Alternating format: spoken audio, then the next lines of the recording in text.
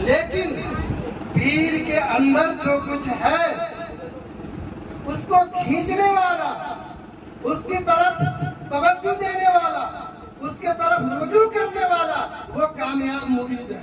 یہاں سب مرید ہے، یہاں سب مرید ہے، کوئی نہ کوئی اس کا پیر ہے۔ وہی کامل مرید ہے جو اپنے پیر کی طرف رجوع کرے، نہ کہ غیر کا سنے کہ بہت اچھا بولتا ہے، بہت اچھا بیان کرتا ہے، بہت پڑھا لکھا ہے، ٹھاک پڑھا لکھا ہے، اس کا عمل نہیں ہے۔ حضرت امام غزالی رحمۃ اللہ علیہ فرماتے ہیں دنیا میں جتنے لوگ ہیں سب مردے ہیں، دنیا میں جتنے لوگ ہیں سب مردے ہیں، تو زندہ کون ہے؟ جو علم والا ہے۔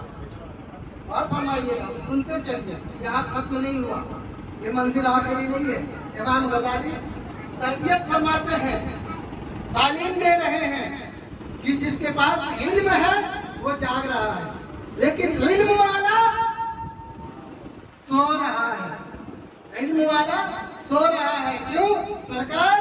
اس لیے وہ سو رہا ہے کہ اس کے پاس علم ہے، عمل نہیں ہے، اور عمل والا گھاٹے میں ہے۔ کیوں گھاٹے میں ہے؟ عمل والا گھاٹے میں ہے، اس لیے گھاٹے میں ہے کہ اس کے عمل کا جو دار و مدار ہے اس کو کرنے کے لیے اسے پیر نہیں ملا، پیر نہیں ملا۔ اس کے آگے بہت ساری باتیں ہیں، تفصیل سے آپ جان پائیں گے جب پیر سے رجوع ہوں گے تب۔ وہ بھی خسارے میں ہے، جو عمل والا ہے وہ بھی خسارے میں ہے۔ کیوں؟ کہ اس کے پاس اخلاص نہیں ہے، دکھاوا ہے، اخلاص نہیں ہے، محبت نہیں ہے، تصدیق نہیں ہے، صدق دلی نہیں ہے، لٹا رہا ہے، خوب جبہ کبا پہن کے گھوم رہا ہے، لوگوں میں بڑا نام ہے، لیکن اس بارگاہ ازلی کی رجسٹر میں کوئی نام نہیں۔ کیوں؟ کہ اس کا اخلاص نہیں ہے، اور اخلاص والے بھی نقصان میں ہے۔ کیوں نقصان میں ہے؟ اس اخلاص والے کے اندر تکبر بھرا ہوا ہے، تکبر بھرا ہوا ہے، تو یہ تکبر والا بھی گھاٹے میں ہے، نقصان میں ہے، فریب میں ہے۔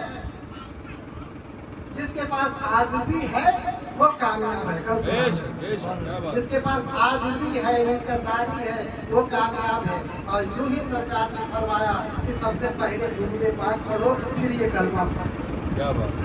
سب سے پہلے درود پڑھو، تو پاگل ہو جاؤ۔ ہم بھی کہتے ہیں تمہیں اجازت ہے، کیوں اجازت ہے؟ تم ناپاک نہیں ہو۔ ناپاک کیسے نہیں ہو؟ پیر نے تمہیں پاک کیا۔ قد افلح من تزکا، قد افلح من تزکا، وہ کامیاب ہے، وہ کامیاب ہے، یہ کامیاب نہیں ہے، وہ کامیاب ہے۔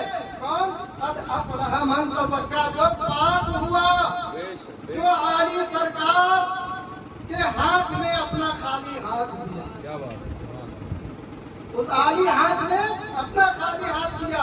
اگر وہ دعا نہ مانگ لے، پوری کائنات میں مانگ لے تو اسے مل جائے، مگر سنبھالے گا کیسے؟ کیونکہ سرکار دو عالم رحمت للعالمین ہے۔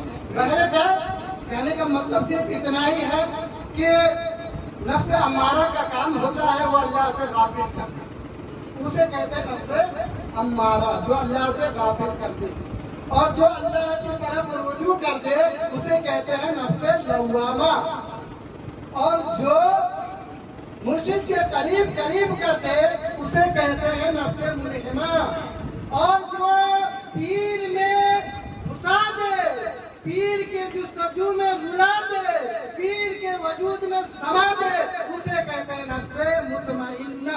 ابھی آپ کا سرکار پیراج فرماتے ہیں آئینہ دیکھ کر کہہ رہا ہوں ہو بہو تیرے جیسا بنا ہوں۔ اس کا جانکاری ایک دم جب سنیں گے اس بات کو تو کہیں گے آئینہ دیکھ کر کے ہم نہیں کہہ رہے ہیں۔ اللہ تبارک و تعالیٰ کو جس نے اظہار کیا، اس چھپے ہوئے خزانے کو جس نے اظہار کیا، اور رب نے فرمایا اظہرت الربوبیہ، اے محبوب اگر آپ کو پیدا کرنا نہ ہوتا تو میں اپنی ربوبیت کو بھی ظاہر نہ کرتا۔ وہ فرما رہا ہے، اور ان کا کہنا ہے کہ آئینہ دیکھ کر کہہ رہا ہوں ہو بہو تیرے جیسا بنا ہوں۔ دیکھ لے چشمے بات बातिन यानी छुपी हुई आँख से देख ले।